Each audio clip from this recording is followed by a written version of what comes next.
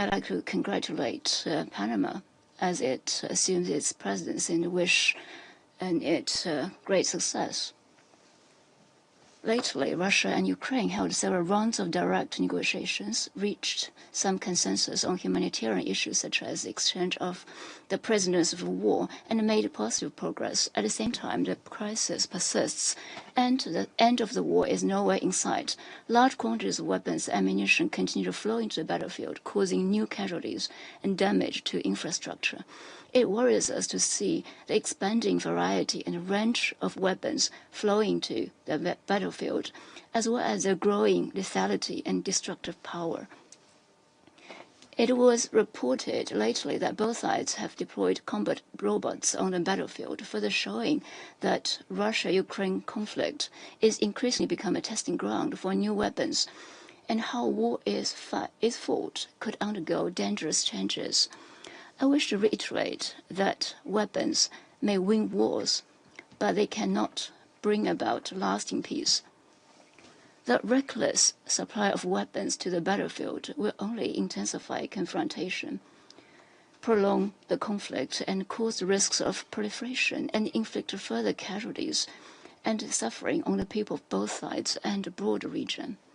The urgent priority is for both sides to work together to de-escalate the situation on the battlefield as soon as possible. They should maintain the momentum of talks, continue to build a consensus, and ultimately reach a comprehensive, lasting, and binding peace agreement. President, since the first day of the war, China has actively advocated resolving disputes by peaceful means and called on the parties to the conflict to end hostilities, start negotiations, and restore peace sooner than later. Over the past 3 years, guided by the principle for sure laid out by President Xi Jinping, we have worked actively for peace and pushed for talks. China will continue to work with the international community to play a constructive role for an early political settlement of the crisis. President, earlier, the U.S. representative once again spread false and slanderous narratives against China. It is completely unacceptable. At previous meetings, I responded to such accusations time and again. Since the U.S. did it again today, I am compelled to respond again to set the record straight. First, China did not start the Ukraine crisis and is not a party to it.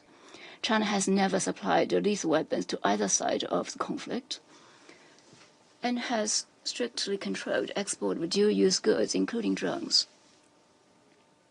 Second, the parties to the conflict are not under Council sanctions. China has normal trade relations with Russia and Ukraine. By doing so, it doesn't violate international law or breach its international obligations. China's legitimate rights and interests must not be infringed upon. In fact, till now, the U.S. has continued its economic and trade activities with Russia. If the U.S. is doing that itself, why it doesn't allow others to do the same? You can set fire to houses while others can't even light lamps. Is that the logic? Third, the Ukraine crisis is at a critical juncture where we see prospects and hopes for a political solution. It is not right for the U.S. to expect China to play a role in putting early end to the war, but never cease its smear and pressurizing tactics against China. We once again urge the U.S. to stop its pointless blame game, stop shifting responsibilities, and play a more constructive role for the end of the fighting and for the peace talks. Thank you, President. I thank the representative of China for the statement. I shall now make a statement in my capacity as the representative of Pakistan. I would also like to welcome the representative of Ukraine to this meeting. Colleagues, the Council is meeting yet again to discuss the Ukraine conflict and the dynamics surrounding it. Pakistan remains deeply concerned over the continuation of this conflict, which has tragically affected the lives of millions of people in the region and beyond. Just last week in this very chamber, we met to discuss the devastating humanitarian and security consequences of this ongoing conflict. The persistent use of advanced weaponry and disregard for the IHL and its principles has intensified the human suffering exponentially. I would like to emphasize that protection of civilians is not only a moral imperative, but also a legal obligation. International law, especially international humanitarian law, makes it incumbent upon the parties to protect civilians and civilian infrastructure. The targeting of civilians is neither acceptable nor justified under any circumstances. The conduct of hostilities, the means and methods of warfare must remain within the confines of international law, especially the fundamental IHL principles of distinction, proportionality, and precaution. We firmly believe that military means cannot resolve this conflict. The only viable path towards sustainable peace is that of dialogue and diplomacy. That was the message of Security Council Resolution 2774 adopted in February related to this conflict. And here in the Council, we also reaffirmed our commitment to peaceful settlement of disputes through Resolution 2788 only last week. Colleagues, Pakistan's position on the Ukraine conflict has remained clear and consistent.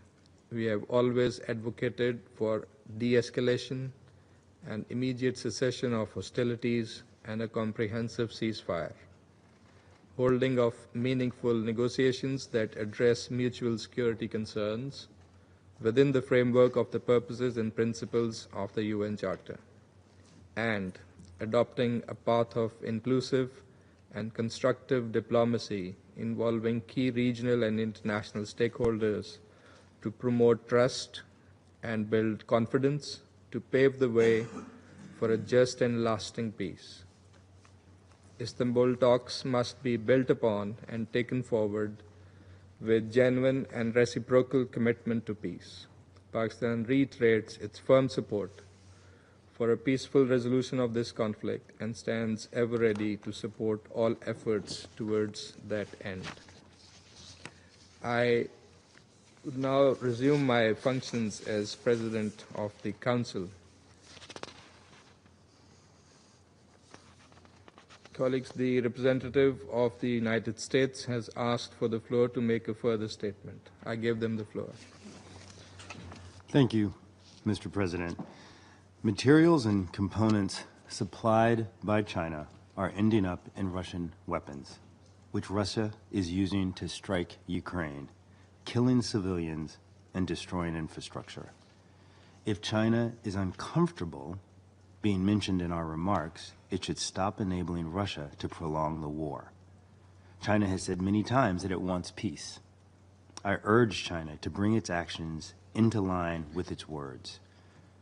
China's direct actions supplying Russia with the materials it needs to carry on the war make peace difficult to achieve. Thank you, Mr. President. I thank the representative of the United States for that statement. I would now give the floor to the representative of China, who has requested a statement. Thank you, Mr. President. I think in my response just now, I made it very clear. Security Council has not imposed the sanctions on parties to the conflict. China maintains normal trade with Ukraine and Russia. It is not in violation of international law, nor does it breach any international obligation. The U.S. is also conducting trade with Ukraine, so why can't China do that? It is totally normal trade. Actually, it is not China who should feel uncomfortable. It should be the U.S. who feels uncomfortable. In this very chamber of the Security Council, the U.S. keeps on slandering and smearing other countries and accusing other countries. Shouldn't you feel out of tune with the rest of the members here? To resolve the Ukraine crisis, what needed is unity and cooperation rather than division or confrontation. And once again, urge the U.S. representative to stop attacking other countries, and stop scapegoating other countries. Instead, you should focus on working more for diplomacy, to work more for peace and talks for peace and for ceasefire. Thank you. Thank the representative of China for the statement. I now give the floor to the representative of Ukraine. Thank you, Mr. President. The Security Council is meant to meet and discuss real problems, threats to international peace and security. And the name of the real problem is written on that country nameplate, Russian Federation. There are no two parties attacking civilians. There is one country, Russia, one problem for peace and security in Ukraine, in our region, and globally. Just last night, on the eve of this meeting, Russia unleashed yet another ruthless assault on Ukraine, with 309 UAVs and 8 cruise missiles from different directions. As of now, 11 people were killed in the attack on Kyiv, with the death toll rising and 1 child among them. Another 135 civilians were wounded across the capital, including 11 children. Ukraine has requested the presidency to convene a separate Security Council meeting to discuss these real attacks on peace and security. Let us be clear here. Today's meeting, convened at the request of the Russian Federation, is both cynical and morally repugnant. The very state that launched the largest war of aggression in Europe since the World War II now attempts to portray itself as a victim of so-called Western interference. This is not only a grotesque distortion of reality, which is used by the Russian state for years. It is also an insult to the multilateralism, to the United Nations, to the principles enshrined in the Charter, to all of you, distinguished members of the Security Council. But above all, to the memory of the tens of thousands of Ukrainians who were killed as a result of Russia's war of aggression. We should make no mistake, Russia has no genuine interest in peace. If it did, it could end its war at any moment. But instead, it continues to pursue conquest, domination, and the total destruction of a sovereign state, Ukraine. Let us also recall the basics. In this century alone, Russia has invaded Ukraine twice. First in 2014 with the illegal occupation of Crimea and parts of the Donetsk and Luhansk regions. Then again in 2022 when it launched a full-scale war of aggression. These actions represent blatant violations of the UN Charter and the core principles of international law. You all agree to that. At this very moment, Russia is still trying to illegally occupy more Ukrainian territory. It bombs cities, targets civilian infrastructure, kills innocent people every single day. It has staged sham referenda, denied Ukraine's sovereignty, and works openly to erase our independence and statehood. And yet, while committing these egregious violations, it dares to accuse others of undermining peace. Mr. President, simultaneously, the Kremlin continues to fuel its war of aggression and draw other actors into its campaign of terror. Since 2022, Iran has supplied the Russian Federation with hundreds of unmanned aerial vehicles, flagrantly violating Security Council Resolution 2231, while its restrictions remained in force. This impunity for gross violations of international law by both Russia and Iran has emboldened others, particularly the Democratic People's Republic of Korea, to exploit the situation and advance their own destabilizing agendas. Since 2023, the regimes in Moscow and Pyongyang have significantly deepened their military and military technical cooperation, including unlawful arms transfers and the reported deployment of North Korean military personnel in support of Russia's armed aggression against Ukraine. Russia's war machine is now being sustained by Iran and the DPRK in direct violation of multiple Security Council resolutions and the foundational norms of international law. It receives drones, missiles, and ammunition from these regimes, as well as dual-use goods and equipment supplied by Chinese companies. This enables Moscow to prolong its war and escalate the suffering of our people. We continue to recover foreign manufactured components from Russian missiles and drones used to strike our civilian infrastructure. This stark reality highlights the urgent need for coordinated international action to halt the flow of materials and technologies that fuel Russia's armed aggression. Mr. President, let us speak plainly about Russia's true motives. Its war of aggression is not about so-called protection of Russian-speaking population, denazification, or demilitarization of Ukraine. And it is not about NATO. Russia claims it invaded Ukraine to prevent NATO expansion. Yet by its actions, it has achieved the opposite. Russia now shares hundreds of kilometers of new border with NATO. And of course, it is not about so-called security concerns of the Russian Federation. Because what security guarantees are needed for the largest nuclear-armed state in the world, whose officials have repeatedly threatened to use these nuclear weapons against Ukraine and other states. At its core, this war is about the survival of the Kremlin's authoritarian regime, which has ruled the Russian Federation with an iron grip for over a quarter of a century. It is also about imperialistic ambitions of Russia, which tries to eliminate Ukraine as a state from the political map of the world and to destroy Ukrainians as a nation. Faced with the domestic stagnation, a shrinking economy, demographic decline, and rising political dissent, the Kremlin chose war as a tool of distraction and repression. Russian justifications for the war we have been hearing since 2014 are pure lies. What Putin and his regime truly seek are consolidation of power, violence, absence of freedom in Russia and in the countries bordering with Russia. And this is why Russia is consciously continuing this war, losing every day over 1,000 of its own soldiers on the battlefield. Overall, it has already lost over 1 million soldiers. Moscow regime doesn't care about them and is ready to sacrifice even more of these very reasons. Distinguished members of the Security Council, the Moscow regime will not stop on its own. Left unchallenged, it will continue down a path of killing and destruction, aggression, occupation, rape, torture, the deportation of children, and the systematic violation of international law and the UN Charter. We will continue to defend our people, Ukraine's sovereignty, and future of our children. We seek a comprehensive, just, and lasting peace, grounded in the principles of the UN Charter, and nothing less.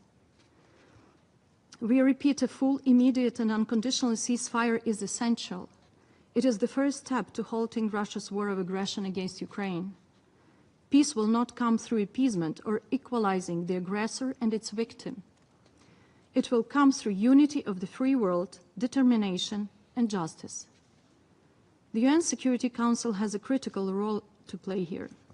Its voice must be strong, its stance unmistakable. This war must end, peace must prevail, and international law must be upheld. Accountability served. Without such clarity and resolve from the Council, no combination of pressure, sanctions, or military support can deliver durable results. A just and lasting peace begins with a firm and unified message from this body. That is why we call on all members of this Council to support a French-initiated resolution calling for a full, immediate, and unconditional ceasefire between the Russian Federation and Ukraine. A ceasefire that would apply on land, at sea, and in the air, creating the necessary conditions for peace in accordance with the UN Charter. Now is the time for this Council to come together and to demonstrate the unity and resolve needed to help end this war. In the meantime, we are profoundly grateful to all our partners and allies. Your military support is not only a lifeline for Ukraine, it is a defense of international law and the rules-based order, where aggression is not rewarded. There is only one path to ending this war. Russia must be pushed back, economically, with strong sanctions, politically, and militarily. It has to be demilitarized. This country is a threat to all of you. If we fail to stop Russia now, its armed aggression will not end with Ukraine. Others will be emboldened, and the world will become a far more dangerous place for us all. We also must make sure that existing sanctions are enforced. How is it possible that Russian individuals under sanctions, those who directly support and enable this war, are still flying freely and participating in international events as if nothing happened? What message does that send to the aggressor and to the victims? Mr. President, at last week's Security Council meeting, the Russian Federation said nothing about ending the war, not a single word. Instead, it obsessively fixated on Ukraine's internal affairs. Today, it pretends talking peace with one hand and killing innocent civilians in a sovereign state with another. This obsession is revealing Russia cannot stand Ukraine's development, democracy, language, or identity. Its goal is to destroy everything we have built. We often hear, no one will win this war. We see it differently. International law must win. The UN Charter must win. The principles of sovereignty, territorial integrity, inviolability of internationally recognized borders, and the independence of states must win. Because if Ukraine's borders are not secure, will yours be? This war is not only about territory. It is about domination, repression, and fear. The Moscow regime's insatiable hunger for occupying foreign lands exposes its deep-rooted greed. Despite Russia being the largest country in the world by landmass, it still fails to provide basic well-being and security for its own people, and cannot manage its own territories, many of which are in state of decline. Do not fear Russia. Do not let yourselves be misled or manipulated by its propaganda and paralyzed by its threats, including the rhetoric you have heard also at today's meeting. The only way to end this war is to confront its cause, Russia's aggression, with unity, resolve, and action. Let us make sure that a year from now, we are not gathered here to count more victims, but to mark the restoration of peace, justice, and security, not only for Ukraine, but for the entire international system. Thank you. I thank the representative of Ukraine for the statement. There are no more names inscribed on the list of speakers. Colleagues, before adjourning the meeting, as this is the last scheduled meeting of the Council for the month of July so far, I would like to express the sincere appreciation of the delegation of Pakistan to the members of the Council and to our colleagues in the Secretariat of the Council for all the support that they have given us throughout the month. Indeed, it has been a busy month and one in which we rallied to consensus on several important issues within our purview.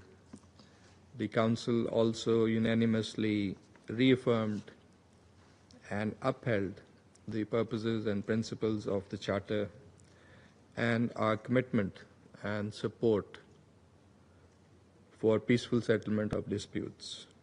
We could not have achieved all of that without the hard work, cooperation, and positive contributions of every delegation and the very efficient assistance of the representatives of the Secretariat, including the technical support team, conference services, officers, interpreters, translators, verbatim reporters, and the security staff.